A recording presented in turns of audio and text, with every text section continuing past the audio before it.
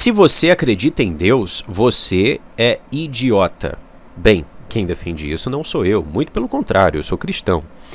Mas quem defende essa ideia, só que de uma maneira mais polida, mais educadinha, e vem ganhando bastante notoriedade, né, bastante popularidade nas redes sociais, é uma mulher chamada Elaine Souza, que se identifica como ex-evangélica e é a mais nova sensação do meio ateísta no TikTok e no Instagram. Bem, eu até recentemente vi uma live dela onde ela estava respondendo um pastor com um outro ateu lá, e ela coloca, né, dentro dos argumentos dela para atacar a fé cristã, que Jesus incentivou a escravidão na Bíblia. Então, assim, eu particularmente, na minha opinião, não vejo ela sendo uma pessoa muito inteligente e tampouco muito honesta em seus argumentos, né?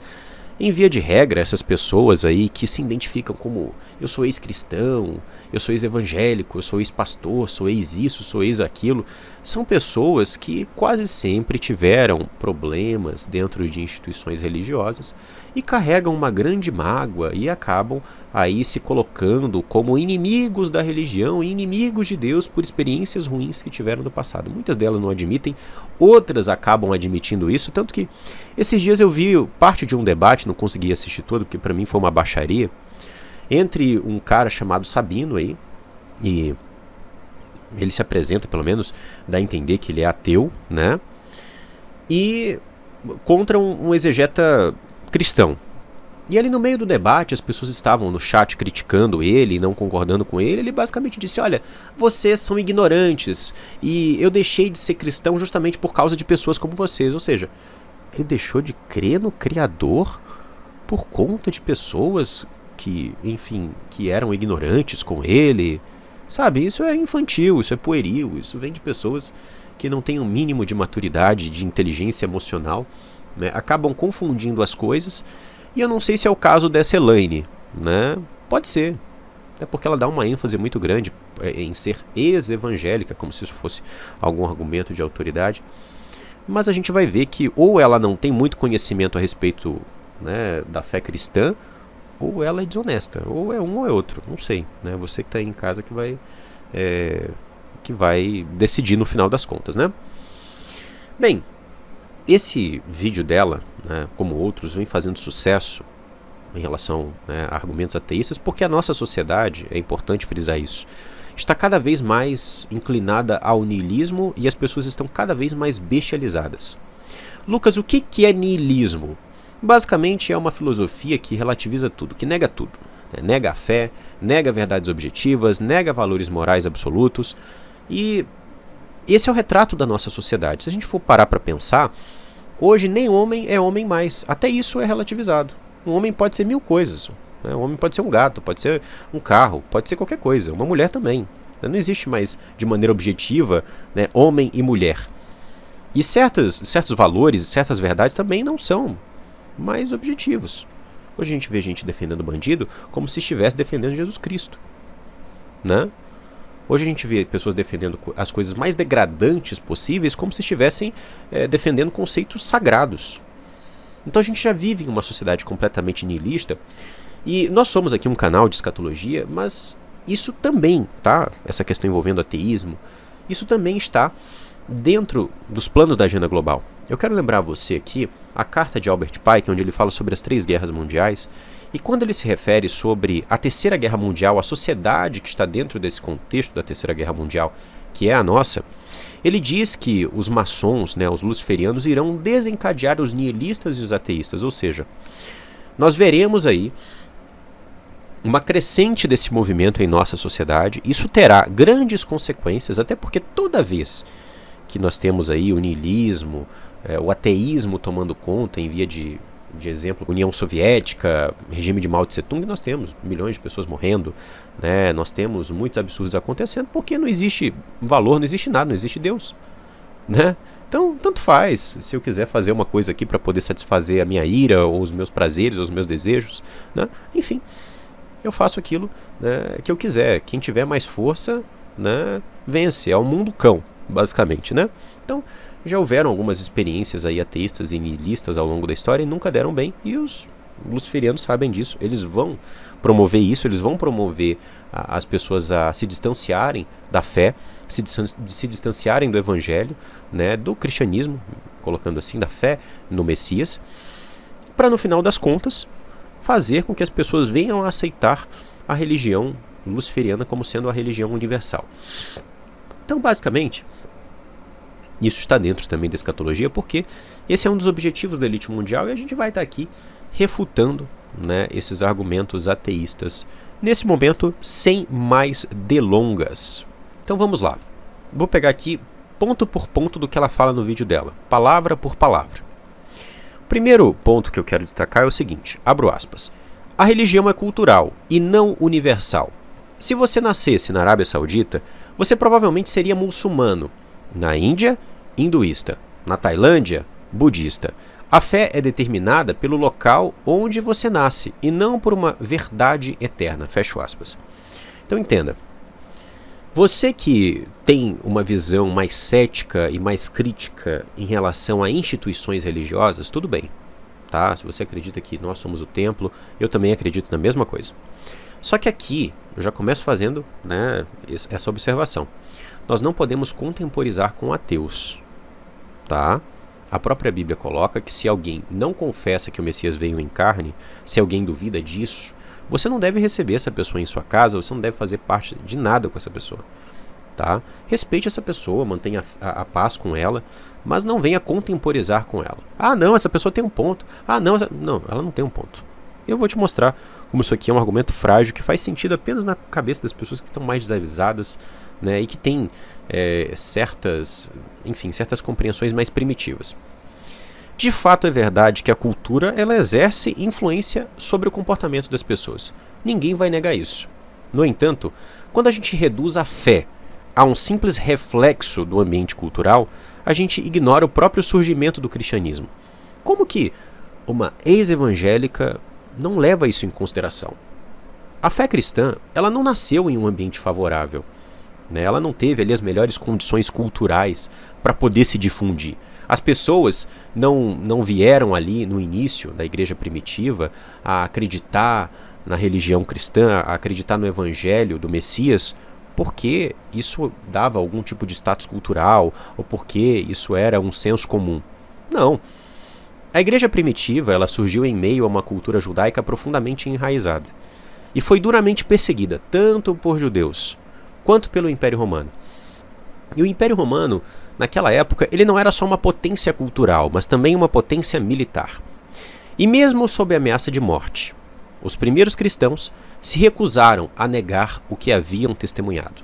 Se recusaram a negar a ressurreição do Messias e todos os seus milagres. Muitos foram torturados e executados em arenas, devorados por leões, simplesmente por não renunciarem à fé que os transformou. Se o cristianismo, se a fé no Messias, fosse apenas uma construção cultural, apenas uma frivolidade, o cristianismo jamais teria sobrevivido ao seu próprio nascimento. O que moveu aqueles homens e mulheres a se manterem firmes diante da morte?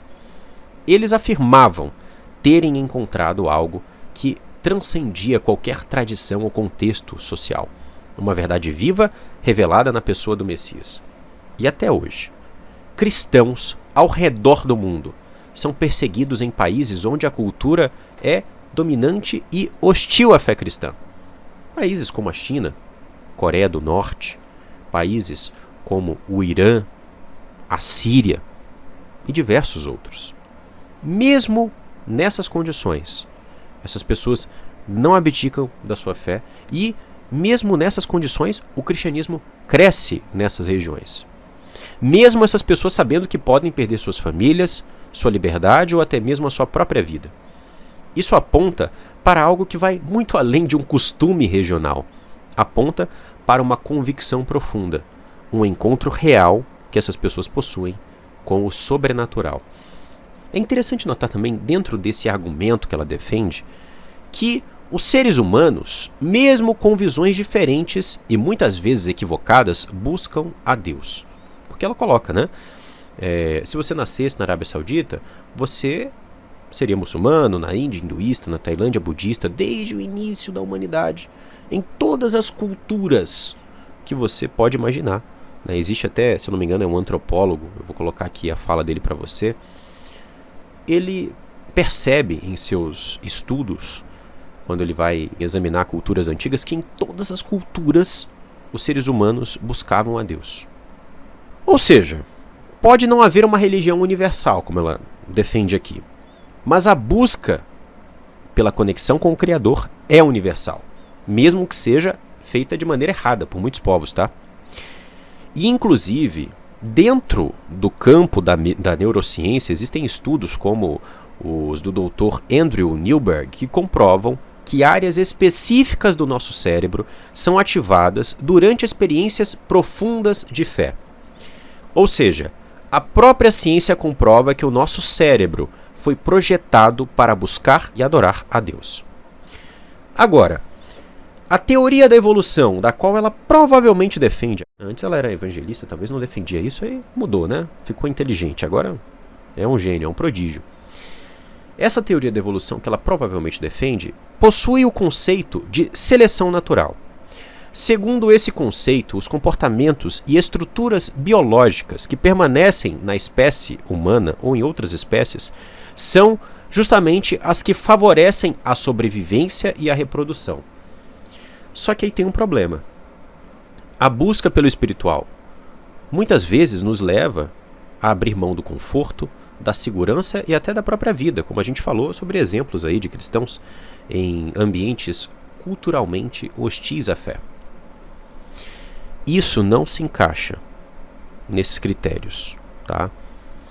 Quando a gente analisa dentro da lógica evolucionista, essa configuração em nosso cérebro, que foi comprovado em estudos dentro do campo da neurociência que a gente aqui citou, não faz sentido.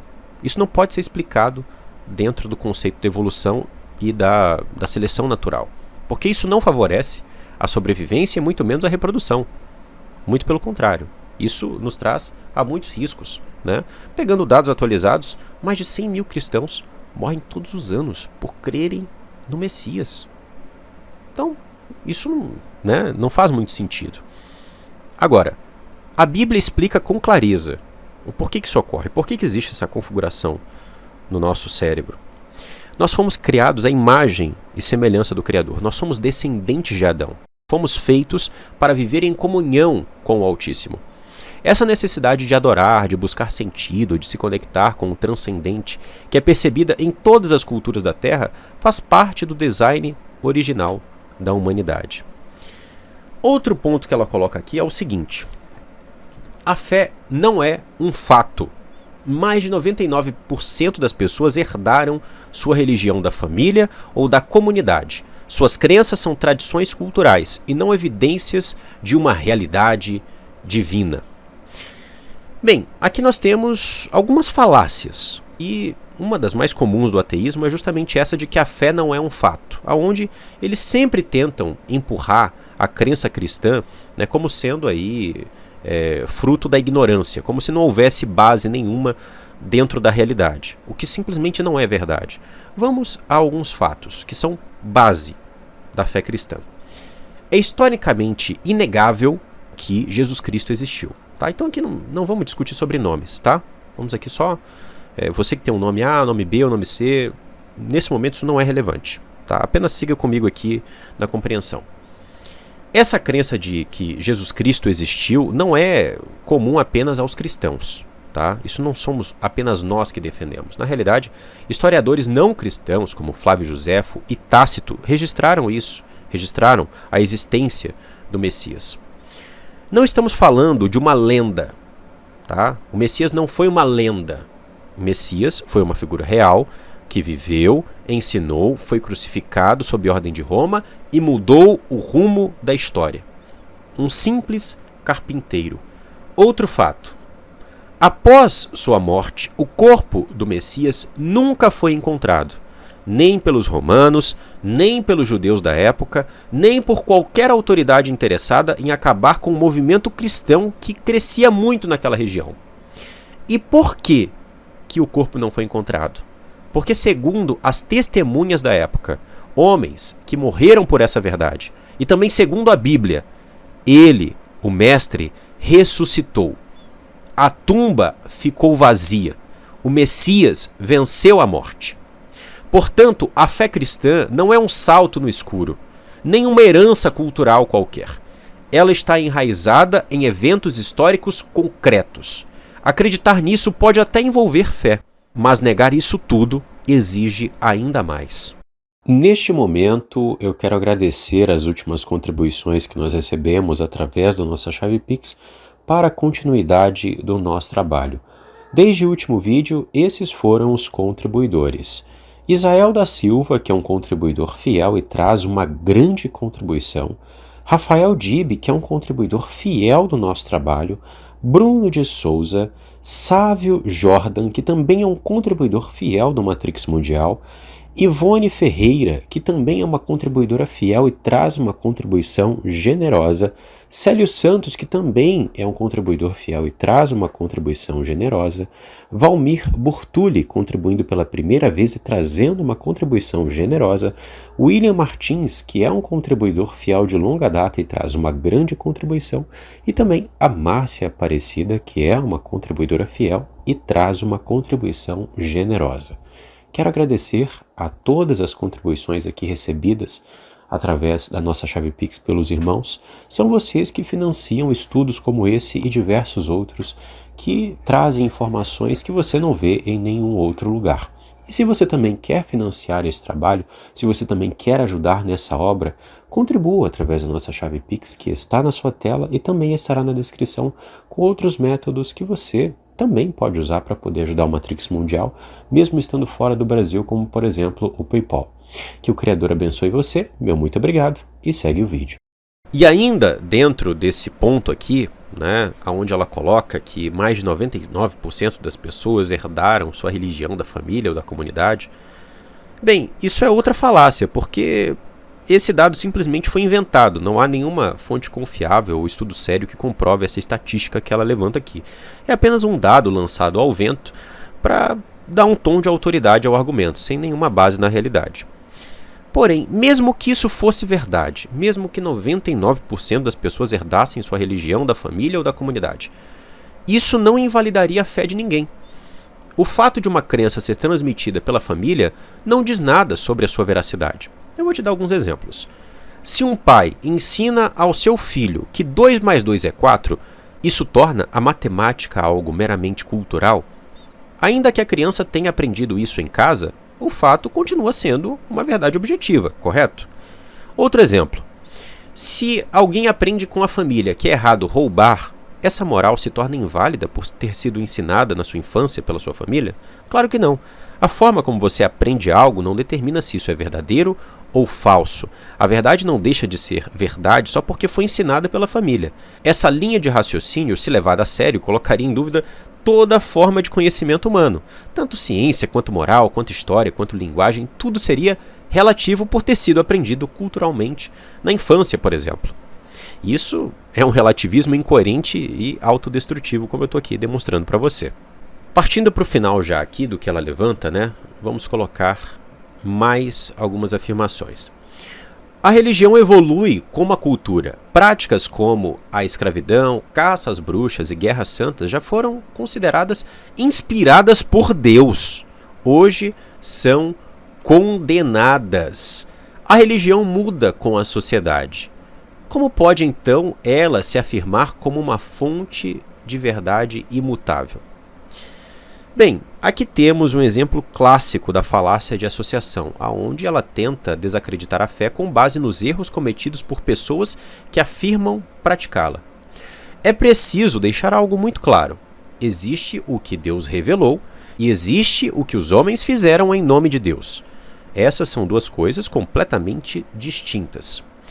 Eu te pergunto, podemos condenar toda a medicina por causa de maus médicos? Ou abolir a polícia por causa de policiais corruptos?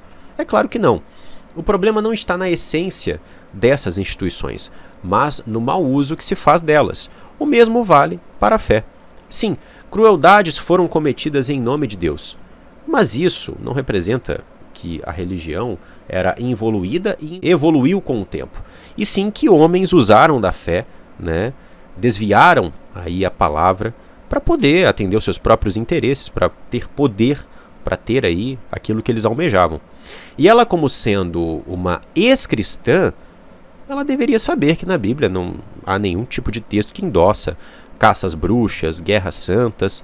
Enfim, isso demonstra, né, que ela está sendo leviana, porque ela sabe disso. Ela sabe que a Bíblia não endossa nenhum tipo de comportamento como esse. Inclusive, a gente vê nas Escrituras que o Messias ensinou o extremo oposto de tudo isso. Ele denunciou a hipocrisia religiosa, rejeitou o uso da violência e também ele anuncia um reino baseado em justiça, humildade e amor ao próximo. Além disso, né, não esquecendo da escravidão, é ignorado por ela que foram os cristãos que lideraram os movimentos abolicionistas, os movimentos para acabar com a escravidão no mundo. Inclusive, um dos grandes nomes é William Wilberforce, que foi movido por princípios bíblicos de dignidade humana. E para poder encerrar, dentro desses argumentos que ela apresenta, né, vamos pegar aqui as últimas considerações dela. A fé é pessoal. As leis não deveriam ser. Leis baseadas na religião impõem as crenças de um grupo sobre todos os outros. Se religião é cultural e não factual, por que deveria ditar como todos nós vivemos? Você está pronto para se questionar? Quando você vê a religião como geografia, cultura e tradição, e não como uma verdade, você pode começar a se perguntar: a fé deve ter um lugar em nossas leis? Ou deve ser apenas uma questão de crença pessoal? Bem, é interessante isso, né? Porque eu não sei em qual mundo que ela vive, mas ninguém está obrigando ela a nada. Na realidade, graças aos cristãos, que ela tem esse estado laico para chamar de seu hoje, que ela tem a liberdade de exercer o pensamento que ela quer exercer, né? Graças aos cristãos hoje que existem várias coisas que ela deve usufruir na nossa sociedade, como universidade, hospitalzinho, né? Foram os cristãos que trouxeram essas coisas, essas evoluções para a nossa sociedade, justamente usando como base conceitos bíblicos, né, de que todos são iguais perante a Deus, né? O próprio direito ocidental, ele é baseado em conceitos cristãos. Nós temos vários valores dentro do direito ocidental, né, que inclusive são bases para você determinar o que é crime, o que não é, o que é certo e o que é errado. E essas compreensões são compreensões que vêm através de uma lógica cristã. Se você for ver, por exemplo, numa cultura islâmica, não é um grande absurdo, sei lá, um homem agredir a sua mulher. Mas em países ocidentais, que vêm de uma matriz cristã, isso é um absurdo. Existem outras coisas que não são absurdo na cultura islâmica ou em outras culturas, né? Por exemplo, o fato do casamento de um homem crescido com uma menina, né, que ainda não é de maior, por exemplo. Para nós cristãos, isso é um absurdo, né? Tanto que quando a gente estuda a história de Maomé, Maomé se casou com uma menina menor de idade. Se eu não me engano, ela tinha 8 ou 9 anos, nem me lembro aqui agora, né? Mas assim, não estou nem criticando, eu estou colocando assim: se hoje nós temos valores aqui na nossa sociedade, né, e certas visões do que é moralmente correto, do que não é moralmente correto, isso é graças aos cristãos. Se ela tem essa liberdade hoje, que não teria em um país islâmico, né, para poder defender as ideias dela, é graças aos cristãos.